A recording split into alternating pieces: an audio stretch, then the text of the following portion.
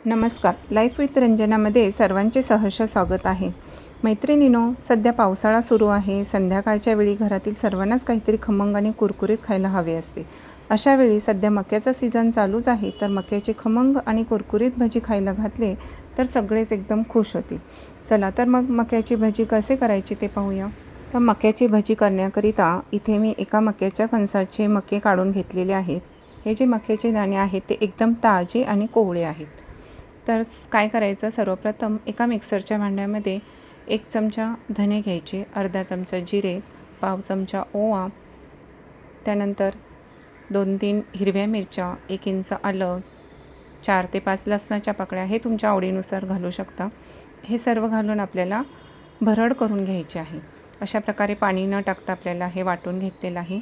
आता ह्या वाटणामध्ये आपल्याला मक्याचे दाणे पण वाटायला घालायचे आहेत. आता हे मक्याचे दाणेसुद्धा एकदम बारीक वाटायचे नाहीत, पल्स मोडवरती असे जाडसर वाटून घ्यायचे आहेत. हे पहा, अशा प्रकारे वाटून घेतलेले आहे. आता हे सर्व साहित्य मी एका बाउलमध्ये काढून घेत आहे.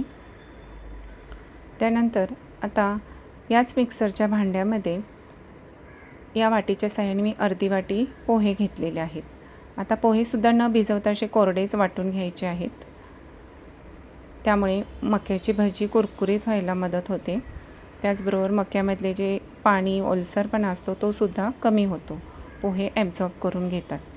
आता पोहेसुद्धा मी ह्याच्यामध्ये मिक्स केलेले आहेत. आता त्यामध्ये आपल्याला टाकायचे आहे 2 चमचे चण्याचे पीठ, 1 चमचा तांदळाचे पीठ, अर्धी वाटी कोथिंबीर, त्यानंतर चवीपुरतं मीठ. तुम्ही आता यामध्ये कांदाही टाकू शकता. आता मी इथे पाव चमचा तिळही टाकलेले आहे, पाव चमचा लाल तिखट टाकलेले आहे आणि एकदम थोडी हळद टाकलेली आहे. तर हे सर्व साहित्य आपल्याला छानपैकी एकजीव करून घ्यायचे आहे. यामध्ये पाण्याचा वापर अजिबात करायचा नाही. पहा, मस्तपैकी घट्ट मिश्रण तयार झालेले आहे.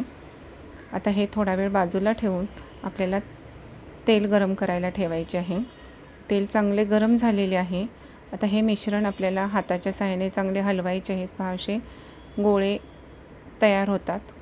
आता यामध्ये कडक तेलाचे 2 चमचे टाकायचे आहेत, जेणेकरून हे भजी अजून खुसखुशीत व्हायला मदत होते. खाण्याचा सोडा वापरायचा नाही. तर हे सर्व साहित्य आपल्याला चमच्याच्या साहाय्याने असं एकत्र करून घ्यायचे आहे आणि छानपैकी भजी टाकायला सुरुवात करायची आहे. तेल असे चांगले तापल्यावरच भजी टाकायला सुरुवात करायची, नाहीतर भजी तेल ॲब्झॉर्ब करतात. भजी नेहमी मध्यम ते हाय फ्लेमवर तळावीत, त्यामुळे ती जास्त कुरकुरीत होतात, तेल ॲब्झॉर्ब करत नाही. आता पहा, माझी ही पहिली बॅच आहे. मस्त मध्यम गॅसवरती आपल्याला हे भजी तळायचे आहेत. भजी छान खरपूस तळून घ्यायचे आहेत. सतत हलवत राहायचे आहे, जेणेकरून ते सगळीकडे छान तळले जातात. बघा, भजी ऑलमोस्ट आपले तयार होत चाललेले आहेत. आता एका भांड्यामध्ये टिश्यू पेपर घेऊन हे भजी आपल्याला काढून घ्यायचे आहेत. पहा, अशी भजी तळले गेले पाहिजेत. अशा प्रकारे सर्व भजी मी तळून घेतलेली आहेत. मुलांना टिफिनमध्ये द्यायला, नाश्त्याला, संध्याकाळच्या चहाबरोबर अचानक पाहुणे आले तर हा पर्याय उत्तम आहे. हे भजी तुम्ही पुदिन्याच्या चटणीसोबत किंवा सॉससोबत खाऊ शकता. नुसतेही छान लागतात. नक्की ट्राय करून पहा. घरातील लहानांपासून मोठ्यांना खूप आवडतील ही मका भाजी. तर कसा वाटला तुम्हाला माझा व्हिडिओ? आवडला असेल तर लाईक करा, कमेंट करा, तुमच्या मित्रमैत्रिणींना, नातेवाईकांना अधिकाधिक शेअर करा आणि माझा चॅनल अजून सबस्क्राईब केला नसेल तर जरूर सबस्क्राईब करा.